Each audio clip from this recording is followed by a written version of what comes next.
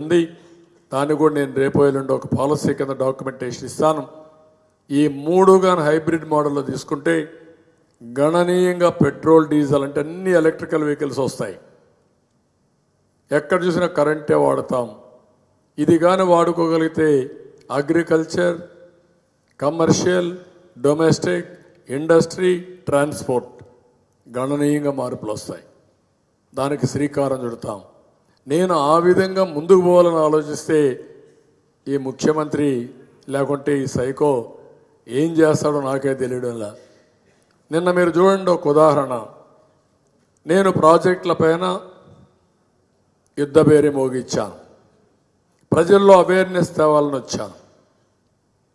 నేను చిత్తూరు జిల్లాలో ఎంటర్ అయ్యాను. ఎక్కడా గొడవలు లేవు. ఆ చిత్తూరు జిల్లాలో ఉండే ఒక మంత్రి, ఈ ముఖ్యమంత్రి అనుంగ శిష్యుడు, 8,000 కోట్ల రూపాయలు టెండర్లు ఇచ్చారు. ఇక్కడ 10 కోట్లు 5 కోట్లు ఇవ్వడానికి డబ్బులు లేవు. అక్కడ ఎంత ఇచ్చారు తెలుసా? 5,000 కోట్ల రూపాయలు గాలేరు నగర్ నుంచి హంద్రినీవాకు కాలువ తీసుకొస్తారంట. హంద్రినీవాకు పైనుంచి నీళ్లు వస్తున్నాయి. గాలేరు నగరికి కూడా అక్కడి నుంచే నీళ్లు రావాలి. ఆ నీళ్లు ఆ పక్క వస్తే కాలువలో వస్తాయి.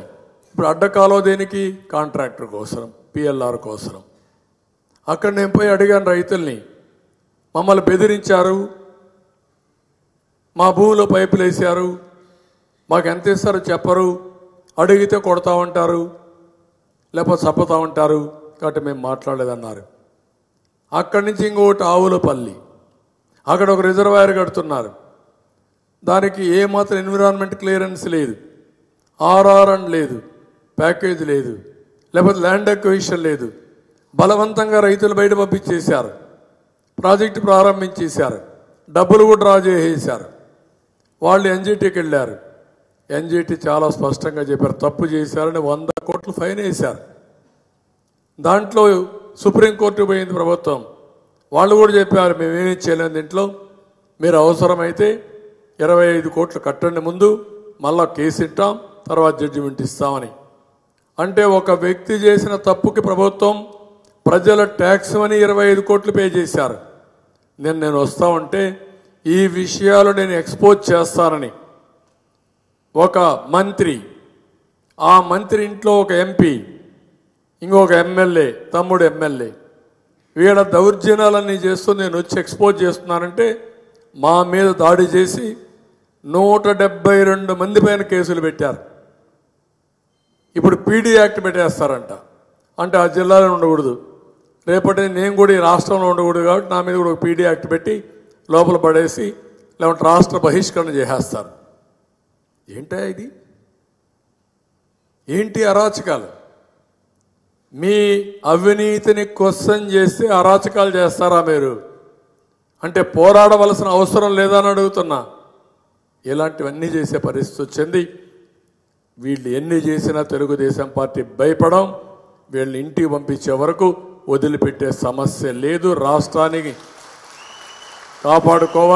కాపాడుకోవాలంటే ఇలాంటి వాళ్ళందరికీ బుద్ధి చెప్పాల్సిన అవసరం ఉంది. ఈ పెద్ద మనిషి చెప్పాడు, ఒకసారి ఈ వీడియో చూస్తే మీకే అర్థం అవుతుంది. ప్రాజెక్టును స్టార్ట్ చేశాం కరెక్ట్గా. చంద్రబాబు కరెక్ట్గా వర్షాలు తగ్గిన వెంటనే ప్రాజెక్టు పనులు కూడా మొదలైపోయాయి. ప్రాజెక్టు 2021 జూన్ నాటికి కంప్లీట్ చేస్తాము, నీళ్ళు ఇస్తామని కూడా ఖచ్చితంగా చెప్తాము. ప్రాజెక్టు మంచి స్పీడ్లో జరుగుతూ ఉంది. ప్రాజెక్టు బాగా కూడా పనిచేస్తూ ఉంది. బాగా కూడా వర్కులు కూడా జరుగుతూ ఉన్నాయి అధ్యక్ష. అంతేగాని అధ్యక్ష, ఈ ప్రాజెక్టును ఖరీఫ్ 2022 నాటికి నీళ్ళు ఇచ్చే పరిస్థితి తీసుకొని వస్తానని కూడా ఖచ్చితంగా కూడా చెప్తా ఉన్నాను అధ్యక్ష. కూడా అధ్యక్ష, ఆ అవరోధాలన్నీ కూడా అధిగమించి ఈ ప్రాజెక్టును 2023 ఖరీఫ్కు కల్లా ఈ ప్రాజెక్టు పూర్తి చేస్తామని చెప్పి చెప్తాను. ఈ క్రెడిబిలిటీ అన్నది మనం చేసే పనుల వల్ల ఈ క్రెడిబిలిటీ అన్నది మనిషికి వస్తుంది అధ్యక్ష. ఇంత వరకు నేను చెప్తా ఉన్నా అధ్యక్ష, 18 నెలలుగా 18 నెలలుగా జగన్ అనే వ్యక్తి ఒక డేట్ ఇచ్చి ఆ డేటులో ఇవ్వకుండా పోయిన పరిస్థితి ఎప్పుడైనా వచ్చిందా అని చెప్పి నేను అడుగుతా ఉన్నాను అధ్యక్ష.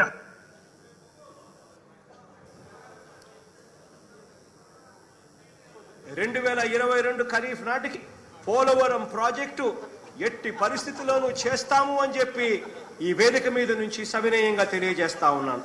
షెడ్యూల్ ప్రకారం 2021 డిసెంబర్కి పోలవరం పూర్తి కావాలి, తప్పకుండా పూర్తవుతుంది. 1% 1% తొందరించకన్నా ఎందుకు తొందర వెయిట్ మేము ఆ రోజు